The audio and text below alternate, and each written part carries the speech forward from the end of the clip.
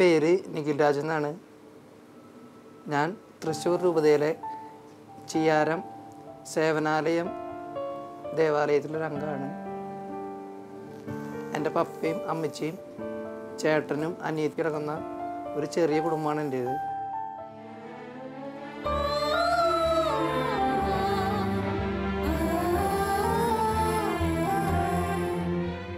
എൻ്റെ പേര് സുജാത കുര്യാക്കോസ്. ഞാൻ ഇടുക്കി രൂപതയിലെ വാഴത്തോപ്പ് സെൻറ്റ് ജോർജ് കത്തീഡ്രൽ ഇടവക അംഗമാണ്. എനിക്ക് മാതാപിതാക്കളും 4 സഹോദരങ്ങളുമുണ്ട്. അതിൽ 4ാമത്തെ ആളാണ് ഞാൻ.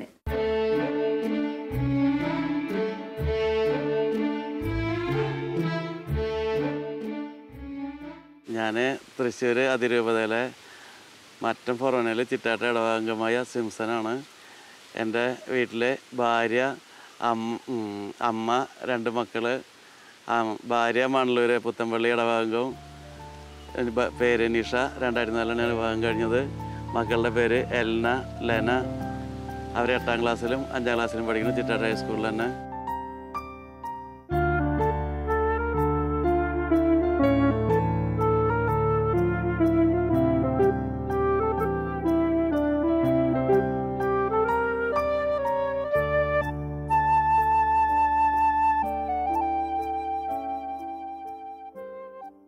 ഞാൻ വെന്റിലേറ്റർ ഐസിയുവിൻ്റെ ഉള്ളിൽ കിടക്കണ ആ 3 മാസവും എൻ്റെ അമ്മച്ചിയും ചേട്ടനും ഐസിയുവിൻ്റെ വാതിക്കായിരുന്നു എല്ലാ ദിവസവും പരിശുദ്ധ മാതാവിനോട് കൊന്തയിൽ പ്രാർത്ഥിക്കാറുണ്ടെന്ന്. അങ്ങനെ പ്രാർത്ഥിച്ചുകൊണ്ടിരിക്കുമ്പോൾ ഒരു ദിവസം വൈകുന്നേരം ഒരു 6 മണി സമയമൊക്കെ ആയിട്ടുണ്ടാവും. ആ സമയത്ത് ഡോക്ടർ എൻ്റെ അമ്മച്ചിനെ വിളിച്ച് പറഞ്ഞു, നിഖിൽ മരിക്കാറായി, അവൻ്റെ ശ്വാസമൊക്കെ നിലച്ചു തുടങ്ങി, BP ഡൗണായി, ഓക്സിജനൊക്കെ ഡൗണായി. ആ സമയത്തൊക്കെ എൻ്റെ വീട്ടിൽ പന്തലിട്ടു എന്നാണ് അമ്മച്ചി പറഞ്ഞത്. ഒരു മേശൊക്കെ എടുത്ത് പുറത്തിട്ട് എൻ്റെ ബോഡിയൊക്കെ ഒക്കെ റെഡിയാക്കിയിട്ടാണ് അവർ വന്നത്. അത് കഴിഞ്ഞ് ഒരു നേഴ്സ് എൻ്റെ മുഖത്ത് മുണ്ടിട്ട് മൂടിയിട്ട് എൻ്റെ അമ്മച്ചിനെ വിളിച്ച് പറഞ്ഞു, എല്ലാവരും വീട്ടിലേക്ക് വിട്ടോ, അറിയിക്കേണ്ടവരെല്ലാവരും അറിയിച്ചോ, നിഖിൽ മരിച്ചു എന്ന് പറഞ്ഞു. ആ ഒരു സമയത്തും എൻ്റെ അമ്മച്ചി മാതാവിനോട് കൊന്തയിൽ പ്രാർത്ഥിക്കാൻ വന്നു. നേഴ്സ് അത് പറഞ്ഞത് കേട്ടപ്പോൾ എൻ്റെ അമ്മച്ചിക്ക് ഒരുപാട് വിഷമമായി. പാവം അമ്മച്ചി അത് ചെല്ലിക്കൊണ്ടിരുന്ന കൊന്ത വീക്കി കളഞ്ഞു അമ്മച്ചി പറഞ്ഞത്. ഒരുപാട് കരഞ്ഞിട്ട് മാതാവിനോട് ചോദിച്ചു വന്നു, ഞാൻ ഇത്രയും നിന്നെ കരഞ്ഞ് വിളിച്ചിട്ടും എൻ്റെ മോനെ നീ എനിക്ക് ജീവനോടെ തിരിച്ചു തന്നില്ലല്ലോ എന്ന് പറഞ്ഞിട്ട് എൻ്റെ അമ്മച്ചി ഒരുപാട് കരഞ്ഞു വന്നു. ശരിക്കും പറഞ്ഞാൽ എൻ്റെ അമ്മച്ചിയുടെ ആ ഒരു വേദനയും വിഷമമൊക്കെ അപ്പം തന്നെ പരിശുദ്ധ അമ്മ കേട്ടു എന്ന് വേണം പറയാനായിട്ട്. പെട്ടെന്ന് എൻ്റെ അമ്മച്ചിയുടെ തോളിൽ ആരോ തട്ടണ പോലെ തോന്നി. അത് മനസ്സിൽ ആരോ പറയണ പോലെ തോന്നി, മോളെ നീ പേടിക്കണ്ട, ആ വീക്കി കളഞ്ഞ കൊന്തെടുത്ത് കയ്യിൽ പിടിച്ചോ, നിൻ്റെ മോനൊരു കുഴപ്പമുണ്ടാവില്ല, അവനെ ഞാൻ നിനക്ക് തിരിച്ചു തരുമെന്ന് ആരോ പറയണ പോലെ തോന്നി. അപ്പം തന്നെ എൻ്റെ അമ്മച്ചി ആ വീക്കി കളഞ്ഞ കൊന്തെടുത്ത് വീണ്ടും മാതാവിനോട് കൊന്തയിൽ പ്രാർത്ഥിക്കാൻ തുടങ്ങി. രാത്രി ഒരു 9 മണി സമയമൊക്കെ ആയി. ആ സമയത്താണ് പെട്ടെന്ന് വീട്ടിലേക്ക് പോയ ഡോക്ടർ പെട്ടെന്ന് ആശുപത്രി വന്ന് ICUവിൽ കയറി വരുന്നത്. അത് കണ്ടപ്പോൾ എൻ്റെ അമ്മച്ചി ചേട്ടനൊക്കെ എല്ലാവരെയും പോലെ തന്നെ പേടിച്ചിട്ടുണ്ടാവും. കാരണം ഒരു 3 മാസം ICUവിൻ്റെ വാതിക്ക് അവരിയ്ക്കുമ്പോൾ സ്ഥിരമായിട്ട് കാണുന്നതാ. വീട്ടിൽ പോയ ഡോക്ടർ തിരിച്ച് ICUവിലേക്ക് വരണമെന്നുണ്ടെങ്കിൽ ICU പേഷ്യൻ്റ് അത്രയും ക്രിട്ടിക്കൽ സ്റ്റേജ് ആയിട്ടുണ്ടാവും, അല്ലെങ്കിൽ മരിച്ച് ബോഡി വിട്ടുകൊടുക്കാൻ സൈൻ ചെയ്യാൻ വേണ്ടി മാത്രമാണ് ഡോക്ടർമാരെ ആശുപത്രിക്ക് വരാറുള്ളൂ. ഡോക്ടർ വന്ന് ICUവിൽ കയറി കഴിഞ്ഞ് കുറച്ച് നേരം കഴിഞ്ഞപ്പോൾ പുറത്തേക്ക് വന്നിട്ട് എൻ്റെ അമ്മച്ചിയെ നോക്കി നിന്നു. അത് സാറ് പറഞ്ഞു, എന്താ അത്ഭുതം സംഭവിച്ചത് എനിക്കറിയില്ല, വീട്ടിൽ പോയി ഉറങ്ങാൻ കിടന്ന സാറിന് ഉറങ്ങാൻ കിടന്നിട്ട് പറ്റണില്ല എന്ന്. സാറിൻ്റെ മനസ്സിൽ ആരോ പറയുക, വേഗം പോയി നിഖിലിനെ നോക്കുന്നു ആരോ പറയണ പോലെ തോന്നുന്നു. സാറ് ICUവിൽ നോക്കുമ്പോൾ ശ്വാസം നിലച്ച്, BP നിലച്ച്, ഓക്സിജൻ്റെ അളവൊക്കെ കയറി, മുഖത്ത് മുണ്ടിട്ട് മൂടിയ ശരീരത്തിൽ BP വന്നു, ഓക്സിജൻ വന്നു, ഒരു കുഴപ്പമില്ലായിട്ട് സുഖമായിട്ട് ഞാൻ ICU കിടക്കുന്ന കാര്യമാണ് ഡോക്ടർ അമ്മച്ചിയോട് പറഞ്ഞത്. ഡോക്ടർ പറഞ്ഞ കാര്യം എനിക്ക് ഇപ്പോഴും ഓർമ്മയുണ്ട്. സാറിൻ്റെ ഓക്സിജൻ്റെ അളവ് നോക്കിയപ്പോൾ 83, 84 ഉള്ളൂ. മരിച്ച എൻ്റെ ശരീരത്തിൽ ഓക്സിജൻ 94, 95 ഉണ്ട്. ഒരു കുഴപ്പമില്ലാണ്ട് ഞാൻ സുഖമായിട്ട് കിടക്കുന്നുണ്ടെന്ന്. അമ്മച്ചിയുടെ വാക്ക് കേട്ട് കഴിഞ്ഞപ്പോൾ ആ ഒരു അനുഭവം കേട്ടപ്പോൾ എനിക്ക് ഒരുപാട് സന്തോഷമായി. എനിക്ക് മാതാവിനോട് ഭയങ്കരമായിട്ടൊരു സ്നേഹം തോന്നി. കണ്ടു ഞാൻ നിൻ സ്നേഹത്തെ, ആഴമാർന്ന നിൻ മഹത്യാഗത്തെ, ക്രൂശിൽ കണ്ടു ഞാൻ നിൻ സ്നേഹത്തെ, ആഴമാർന്ന നിൻ മഹത്യാഗത്തെ, പകരം എന്തു നൽകും ഞാനിനി, ഹൃദയം പൂർണ്ണമായി നൽകുന്നു നാഥനേ, പകരം എന്തു നൽകും ഞാനിനി, ഹൃദയം പൂർണ്ണമായി നൽകുന്നു നാഥനേ. ദുഃഖ വെള്ളിയാഴ്ച നമ്മൾ ഓർക്കുന്നത് നമ്മുടെയൊക്കെ പാപത്തിന് പരിഹാരമായിട്ട് ഈശോയുടെ കുരിശുമരണവും പീഡാനുഭവവും കാര്യങ്ങളൊക്കെയാണ്. ആ ഒരു സഹനം വേദനയൊക്കെ ആലോചിച്ച് കഴിഞ്ഞാൽ നമ്മുടെ ജീവിത സഹനങ്ങളും പ്രശ്നങ്ങളൊന്നും ലൂക്ക 9:23 പറഞ്ഞ പോലെ നമുക്കൊരു വലിയ ബുദ്ധിമുട്ടോ പ്രശ്നങ്ങളായിട്ട് നമുക്ക് തോന്നില്ല. നമ്മളെല്ലാവരും സാധാരണ ആൾക്കാരെ കിടക്കി വിഷമമൊക്കെ വരും, എനിക്കതിന് ഉണ്ടാവാറുണ്ട്. എന്നാലും വിഷമം വരുമ്പോൾ ഞാൻ ആദ്യമായി വെന്റിലേറ്റർ അച്ചിൽ വെച്ച് ചുമരുമ്പോൾ കണ്ട ഈശോയുടെ മുൾമുടി അണിഞ്ഞ മുഖം ഞാൻ ഓർത്ത് ആ രൂപത്തിലേക്ക് നോക്കി ഞാൻ പ്രാർത്ഥിക്കാറുണ്ട്. അതൊക്കെ ഓർക്കുമ്പോൾ എൻ്റെ സഹനങ്ങളും പ്രശ്നങ്ങളൊന്നും ഒന്നുമില്ല. അപ്പോൾ അവിടെ കിടക്കുന്ന സമയത്ത് അവിടുത്തെ സിസ്റ്റേഴ്സ്, ഹോസ്പിറ്റലിലെ സിസ്റ്റേഴ്സ് പറഞ്ഞു, ഒരു ധ്യാനം കൂടിയാൽ നമുക്ക് ചിലപ്പം അവസ്ഥയ്ക്ക് വ്യത്യാസം വരും, യേശു സൗഖ്യം തരും, അതുകൊണ്ട് അങ്ങനെയുള്ള കാര്യങ്ങൾ ആലോചിക്കണമെന്ന് പറഞ്ഞു. എന്നിട്ട് അവർ തന്നെ സിസ്റ്റേഴ്സ് തന്നെ മുൻകൈ എടുത്ത് 91 ഞങ്ങളെ ഡിവൈനിൽ കോട്ടയിൽ ധ്യാനത്തിന് കൊണ്ടുപോയി. അപ്പോൾ ധ്യാനത്തിന് പോകുമ്പോൾ എൻ്റെ മനസ്സിലൊരു പ്രതീക്ഷയുണ്ട്. ഒരുപാട് ഇങ്ങനെ ഡിവൈനെക്കുറിച്ച് കേട്ടിട്ടുണ്ട്, സൗഖ്യം, ഒത്തിരി രോഗസൗഖ്യമൊക്കെ കിട്ടുന്നതായിട്ട്. അപ്പോൾ ശരീരത്തിന് എന്തെങ്കിലും ഒരു സൗഖ്യം കിട്ടും. ഇങ്ങനെ ഒരു അവസ്ഥ നമ്മൾ ഒരിക്കലും നമ്മുടെ ജീവിതത്തിൽ ഇപ്പം നടക്കാൻ വയ്യ, അന്നാ ഡോക്ടർ പറഞ്ഞെങ്കിലും അതിൻ്റെ ഒരു ഗൗരവം മനസ്സിലാക്കാതെയാണ് അത് കരഞ്ഞതൊക്കെ.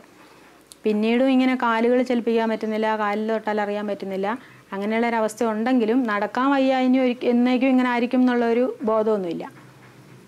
അപ്പോൾ ഇങ്ങനെ പോകുന്ന സമയത്ത് അവിടെ ചെന്നിട്ട് എന്തെങ്കിലും ഒരു ശാരീരികമായിട്ടുള്ള സൗഖ്യം കിട്ടും എന്നാണ് പ്രതീക്ഷിച്ചത്. അവിടെ പോയി അന്നത്തെ ആ 91 കൂടിയൊരു ധ്യാനം എന്ന് പറയുന്നതാണ് ശരിക്കും എൻ്റെ മനോഭാവത്തെ മാറ്റി എന്ന് പറയുമ്പോൾ ശരീരത്തിൻ്റെ സൗഖ്യം പ്രതീക്ഷിച്ചിട്ടാണ് പോയത്.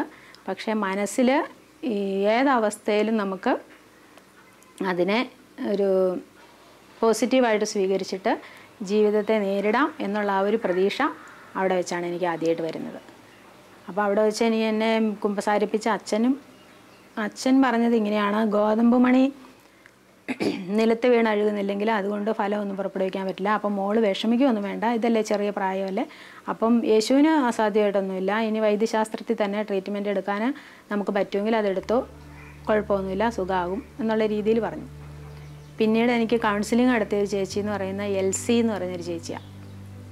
ആ ചേച്ചിയുടെ പിള്ളേരിങ്ങനെ ഈ വല്ലാർപാടത്ത് പോകുന്ന സമയത്ത് ബോട്ട് മുങ്ങിയിട്ട് 2 കുട്ടികൾ മരിച്ച ചേച്ചിയാണ്.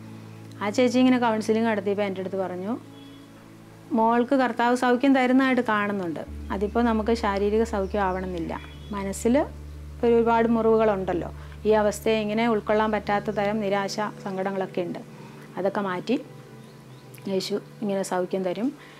യേശു ക്രിസ്തുവിൻ്റെ ഒരു വ്യക്തമായിട്ടുള്ള പ്ലാന് മോളെക്കുറിച്ചുണ്ട്, അതെന്താണെങ്കിലും. അതിപ്പോൾ അന്നിങ്ങനെ സൂചന തന്നത് എഴുത്തിൻ്റെ ഒരു മേഖല എന്നാണ് പറഞ്ഞത്. അങ്ങനെ അത് നമ്മളെന്താണ് കർത്താവ് നമ്മളെ കൊണ്ട് ആഗ്രഹിക്കുന്നത് അത് ചെയ്യാനായിട്ട് നമ്മൾ വിട്ടുകൊടുക്കണം എന്ന് പറഞ്ഞു. അപ്പോൾ എൻ്റെ മനസ്സിന് അന്ന് ആ ഒരു കൗൺസിലിംഗ് ധ്യാനം കൂടിയതിന് ശേഷം വളരെ വ്യത്യാസം വന്നു.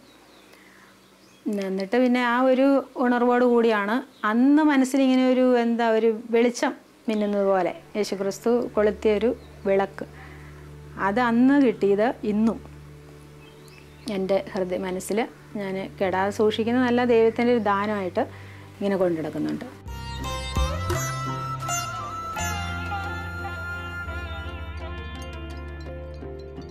ക്രൂശിതനേ ഉദ്ധിതനേ മർത്യനെ കാത്തിടണേ, ക്രൂശിതനേ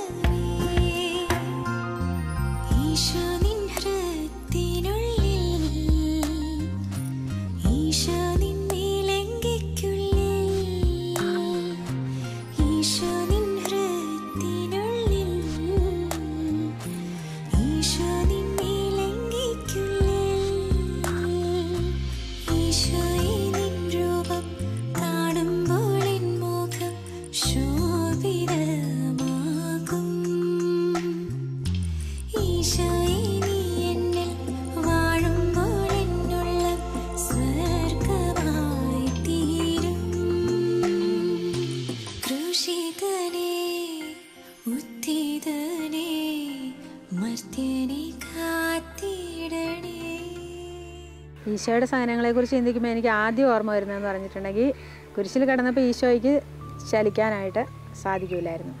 എനിക്കും ചലിക്കാനായിട്ട് പലപ്പോഴും സാധിക്കുന്നില്ല.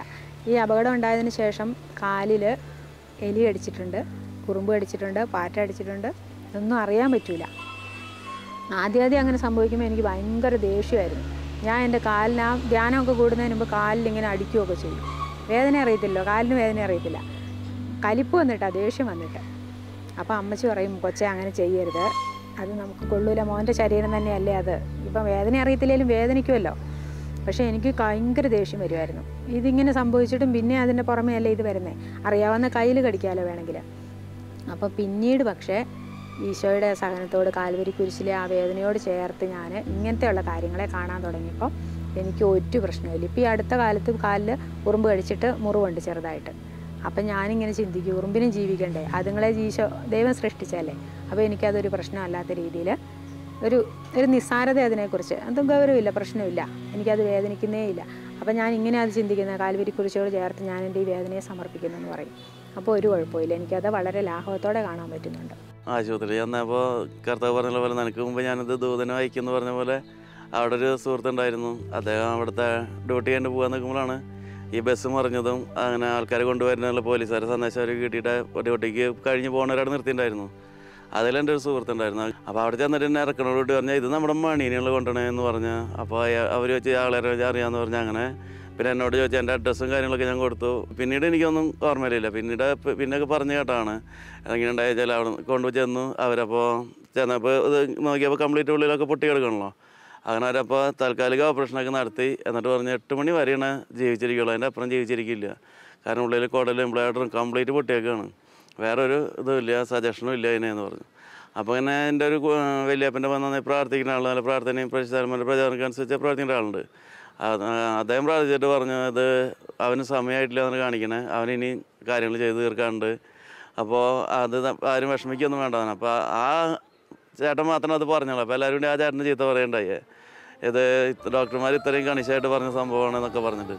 അപ്പോൾ ആ ചേട്ടൻ പറഞ്ഞു, വിശ്വാസത്തോടെ തന്നെ പറഞ്ഞ്, മണിക്ക് മരിക്കേണ്ട നേരമായിട്ടില്ല, ഇതിലവനൊന്നും സംഭവിക്കില്ല, അവൻ തിരിച്ചു വരുന്നു പറഞ്ഞു. അങ്ങനെ ഈ എന്നെ നേരെ വെന്റിലേറ്ററിൽ കയറ്റി. അപ്പോൾ പറഞ്ഞാൽ എന്തായാലും തീർത്ത് ഉറപ്പായി 8 മണിക്ക് മരിക്കുന്ന പറഞ്ഞിട്ടുണ്ട്. വീട്ടുകാരെ വന്ന് കാണിച്ചു. അങ്ങനെ വീട്ടുകാരൊക്കെ വന്ന് കണ്ടുപോയിട്ടു നോക്കി. അപ്പോൾ എനിക്കൊരു ഓർമ്മയിൽ ഞാൻ പറഞ്ഞ ആത്മീയ ജീവിതത്തിൽ കൂടുതൽ അടുപ്പിച്ചത് ആൻഡ്രൂസ് കുറ്റിക്കാട്ടെന്നുണ്ട് അച്ഛൻ, ഞങ്ങളുടെ മുന്നത്തെ ഒരു വികാരിച്ചനായിരുന്നു. അദ്ദേഹം പറഞ്ഞിട്ട് ഒരേ പള്ളിയിലേക്ക് മാറ്റം പോയി. ആ അച്ഛനാണ് ആത്മീയതയിലേക്ക് കൂടുതൽ എന്നെ അടുപ്പിച്ചത്. അങ്ങനെ കുറ്റിക്കാട്ടച്ഛൻ വന്നു. അച്ഛൻ വന്നിട്ട് അന്ത്യപദേശമൊക്കെ തന്നു. അപ്പോൾ അച്ഛൻ ഭയങ്കര വിഷമത്തിലാണ്, സങ്കടത്തിലാണ് തരണം. ഇത്രയും ചെറുപ്പത്തിൽ തന്നെ ഇങ്ങനെ അപകടം പറ്റിയിട്ട് പോകാണല്ലോ എന്നുള്ള ചിന്തയാണ് അച്ഛനും ഉണ്ടായിട്ടുള്ളൂ. അപ്പോൾ പെട്ടെന്നൊരു ഷോക്ക് ആവാതിരിക്കാൻ വീട്ടുകാരനെ പോയിട്ട് ബോധ്യപ്പെടുത്തുക. വീട്ടുകാരെ ബോധ്യപ്പെടുത്തിയിട്ട് വരാൻ വേണ്ടിയിട്ട് ചേട്ടനെയും അളിയനും കൂടി വീട്ടിലേക്ക് പറഞ്ഞയച്ചു. അങ്ങനെ എൻ്റെ ചേട്ടനും അളിയനും കൂടി വീട്ടിൽ വന്നിട്ട് പറഞ്ഞു, വെന്റിലേറ്റർ ഓഫാക്കാൻ പോവുകയാണ്, ഞങ്ങൾ ഇവിടുന്ന് അങ്ങോട്ട് ചെന്നാൽ വെന്റിലേറ്റർ ഓഫാക്കും, എന്ത് വന്നാലും നമുക്കത് സ്വീകരിച്ചേ പറ്റുള്ളൂ, അല്ലാതെ കാലകാലത്തോളം നമുക്ക് വെന്റിലേറ്ററിൽ വയ്ക്കാൻ പറ്റിയ അവസ്ഥയിലല്ല ആള്.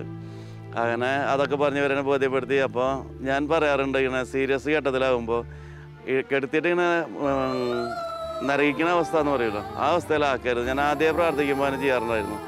അപ്പം അങ്ങോട്ടുള്ള വെച്ചാൽ അങ്ങോട്ട് പെട്ടെന്ന് വിളിക്കുക, ഇങ്ങോട്ടാന്ന് വെച്ചാൽ ഇങ്ങോട്ട് പെട്ടെന്ന് വിട്ടുകൊടുക്കുക. അതാണ് എൻ്റെ ഒരു സജഷൻ. ഞാൻ പ്രാർത്ഥിക്കുമ്പോൾ എപ്പോഴും മൂപ്പരോട് ഈശോയോട് പ്രത്യേകമായിട്ട് പറയാറതാണ്, വേഗമായിരിക്കണം. കാരണം തീരുമാനങ്ങളൊക്കെ വേഗം വേണം. വെറുതെ ഇങ്ങനെ നീട്ടി കൊണ്ടുപോകുന്നത് അത് ശരിയല്ലാതാണ് എൻ്റെ അഭിപ്രായത്തിൽ എന്നൊക്കെ പറഞ്ഞാൽ അങ്ങനെ പ്രാർത്ഥിക്കാറ്. അപ്പോൾ അങ്ങനെയാണ് പ്രാർത്ഥിക്കാൻ ഭാര്യയോടും പറയാറ് അങ്ങനെ തന്നെ. അപ്പോൾ അങ്ങനെ ഇവിടെ പ്രാർത്ഥന എല്ലായിടത്തും പ്രാർത്ഥനകൾ മുറുകിക്കൊണ്ടിരിക്കുന്നുണ്ട്.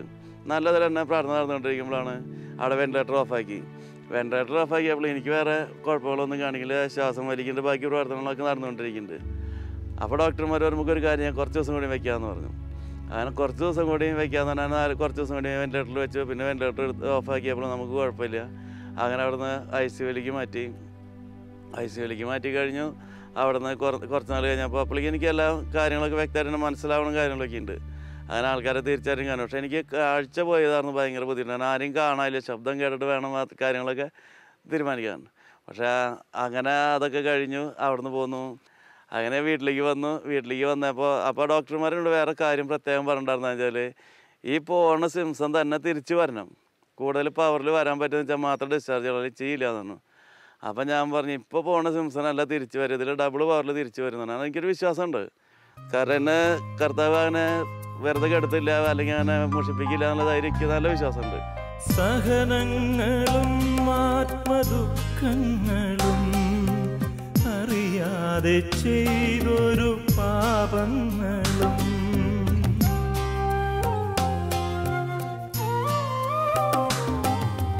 സഹനങ്ങളും ആത്മദുഃഖങ്ങളും അറിയാതെ ചെയ്തൊരു പാപങ്ങളും തിരുമുൻപിൽ കാഴ്ചയായി നൽകും നിതാ സ്വീകരിക്കണമേ നാഥാ നീ.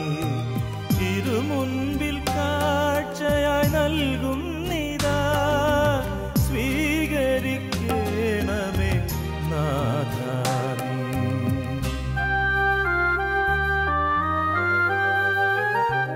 ഈ കാസയിൽ ഈശോ തിരുരക്തമാ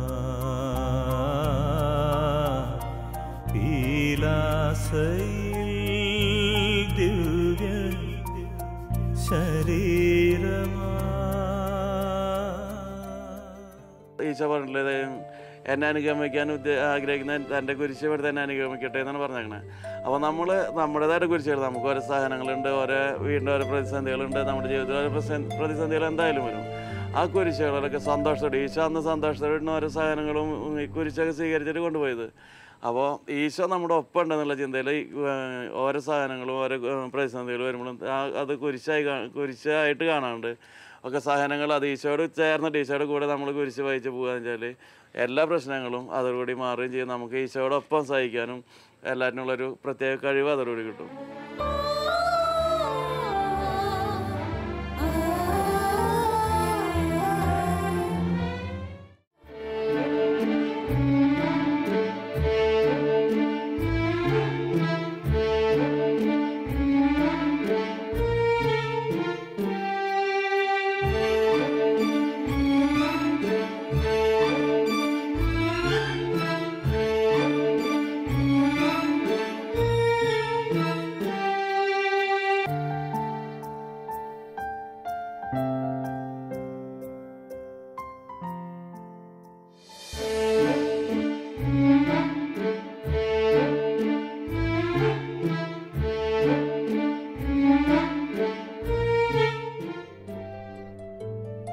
എല്ലാ വർഷവും അപകടത്തിൻ്റെ ആ ഒരു വാർഷിക ദിവസമാകുമ്പോൾ, അതായത് ഡിസംബർ 7-ാം തീയതി ആകുമ്പോൾ ഈ ആക്സിഡൻറ്റിനെ കുറിച്ചൊരു വാർത്ത എൻ്റെയൊക്കെ ഫോട്ടോ സഹിതം പത്രത്തിൽ വരുമായിരുന്നു.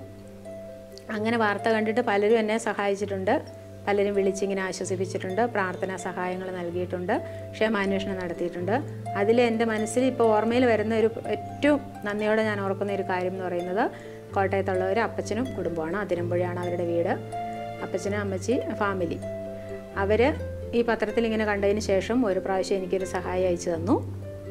അതിനുശേഷം ഇന്നവരെ തുടർച്ചയായിട്ടൊരു ഏകദേശം ഒരു 10-16 വർഷത്തോളമായിട്ടുണ്ട് അവരുടെ കുടുംബത്തിലെ ഒരു അംഗത്തെ അവരുടെ ഒരു കുട്ടിക്ക് ചെയ്യുന്ന പോലത്തെ ഒരു കാര്യങ്ങൾ എന്നെ ഇന്നും സഹായിച്ചുകൊണ്ടിരിക്കുന്നുണ്ട്. ഇടയ്ക്ക് എന്നെ കാണാനായിട്ട് ഇവിടെ വീട്ടിൽ വന്നിട്ടുണ്ട്. വളരെ സ്നേഹത്തോടെ എന്നോട് സംസാരിക്കുകയും പ്രാർത്ഥനാ സഹായങ്ങൾ തരികയും എനിക്ക് ആവശ്യമായിട്ടുള്ള എന്താണ് മോള് ചോദിക്കുക പോലും വേണ്ട എന്നുള്ള രീതിയിൽ എൻ്റെ അപ്പച്ചനെക്കാളും ഒരു പടി കൂടി മുന്നിലായിട്ട് സഹായിക്കുന്ന ഒരു കുടുംബം എനിക്കുണ്ട്. അതൊരു പക്ഷേ ദൈവത്തിൻ്റെ ഏറ്റവും ശക്തമായിട്ടുള്ള ഒരു പ്രേരണ അവരുടെ മനസ്സിൽ ദൈവം കൊടുക്കുന്നത് കൊണ്ടാണ് അത് ചെയ്യുന്നതെന്നാണ് ഞാൻ വിചാരിക്കുന്നത്. ഏതെങ്കിലും ഒരു മനുഷ്യരെ ഇപ്പം നമ്മളാണെങ്കിൽ പോലും ഒരാളെ ഒരു വട്ടം സഹായിച്ചേക്കാൻ 2-3 വട്ടം ആവാം, പക്ഷെ തുടർച്ചയായിട്ട് ഇത്ര വർഷങ്ങൾ ഓർത്ത് വെച്ചിട്ട് അത് ചെയ്യുക എന്ന് പറയുന്നത് വളരെ അപൂർവമായിട്ടുള്ളൊരു കാര്യമാണ്. അത് ഏറ്റവും ഞാൻ നന്ദിയോടെ ദൈവത്തിന് നന്ദി പറയുന്നു. ആ കുടുംബത്തിന് പ്രത്യേകിച്ചും എൻ്റെ നന്ദി.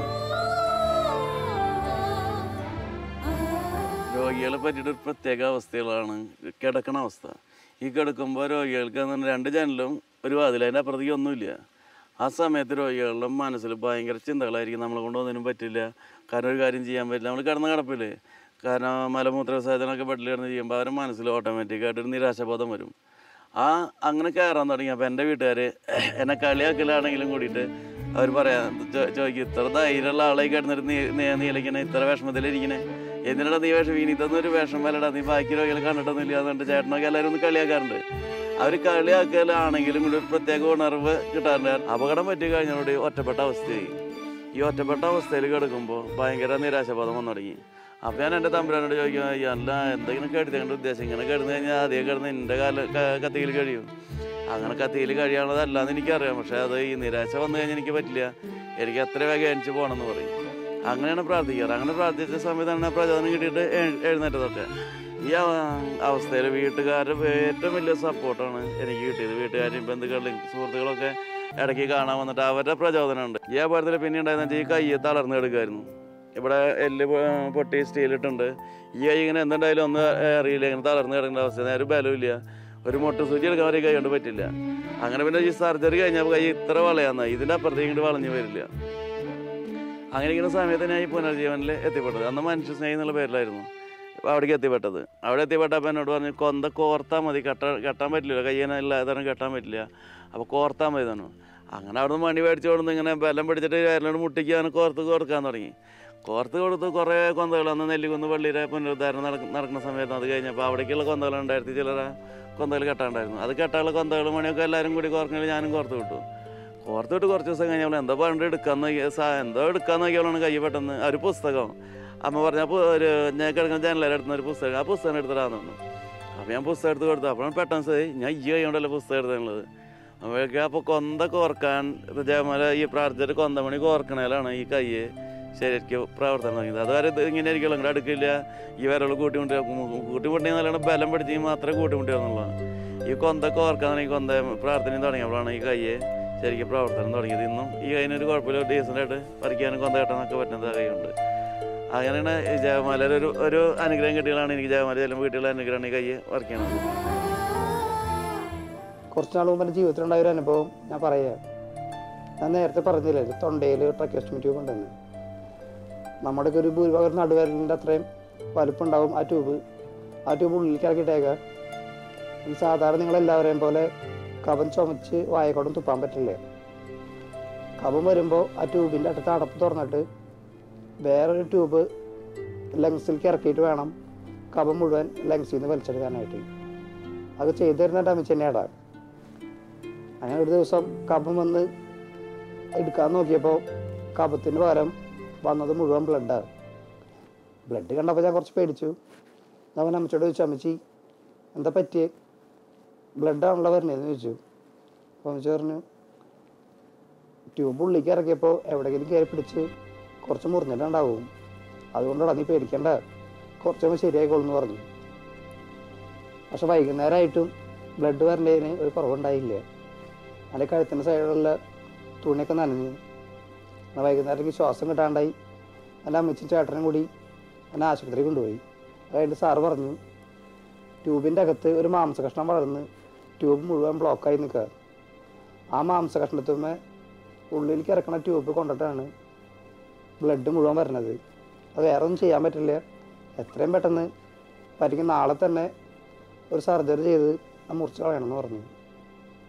അങ്ങനെ വൈകുന്നേരം ഞങ്ങൾ ആശുപത്രിയിൽ അഡ്മിറ്റായി. അങ്ങനെ ആ സമയത്ത് ഞാനും എൻ്റെ അമ്മച്ചിയൊക്കെ റൂമിലിരുന്ന് ഒരുപാട് പ്രാർത്ഥിച്ചു. അന്ന് ഞാൻ മനസ്സിൽ ഒരുപാട് കരഞ്ഞിട്ട് ഈശോയോട് പറഞ്ഞു, ഈശോയെ എനിക്ക് സഹിക്കാൻ പറ്റാണല്ലേ, എനിക്ക് ഭയങ്കര വേദന. അത് പിന്നെ എനിക്ക് വേദനയുള്ള കാര്യം ഒരു കാരണവശാലും എൻ്റെ അമ്മച്ചിയോട് പറയാൻ പറ്റില്ലേ. എൻ്റെ മുഖത്തൊരു വിഷമം കണ്ടാലോ അല്ലെങ്കിൽ ഒരു വേദന കണ്ടാലോ ആ അമ്മച്ചിക്ക് സഹിക്കാൻ പറ്റില്ലേ. അല്ലെങ്കിൽ തന്നെ ഒരുപാട് പ്രശ്നങ്ങളും ഒരുപാട് കാര്യങ്ങളും ഉണ്ട്.